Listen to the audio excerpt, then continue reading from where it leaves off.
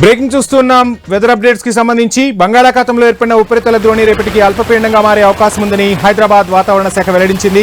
ఈ ప్రభావంతో తెలంగాణలో మరో 3 రోజులు భారీ నుంచి అతి భారీ వర్షాలు కురిసే అవకాశం ఉందని వాతావరణ శాఖ తెలిపింది. ఈ రోజు భూపాలపల్లి, ములుగు, కొత్తగూడెం, ఆసిఫాబాద్, ఆదిలాబాద్, మంచిర్యాల జిల్లాలో అక్కడక్కడ భారీ నుంచి అతి భారీ వర్షాలు కురిసే అవకాశాలున్నాయని వాతావరణ శాఖ పేర్కొంది. ఈ క్రమంలో ఆయా జిల్లాలకు ఆరెంజ్ అలర్ట్ జారీ చేసింది వాతావరణ శాఖ.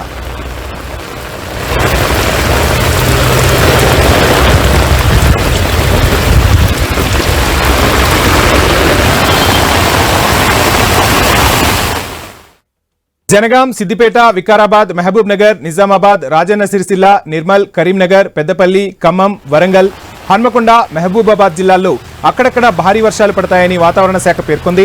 దీంతో ఆయా జిల్లాలకు ఎల్లో అలర్ట్ను జారీ చేశారు. రేపు కొత్తగూడెం, ఖమ్మం, వికారాబాద్, ఆదిలాబాద్, ఆసిఫాబాద్, మంచిర్యాల, ములుగు జిల్లాల్లో ఉరుములు, మెరుపులు, ఈదురుగాలులతో కూడిన భారీ వర్షాలు పడే సూచనలున్నాయని వాతావరణ శాఖ వెల్లడించింది.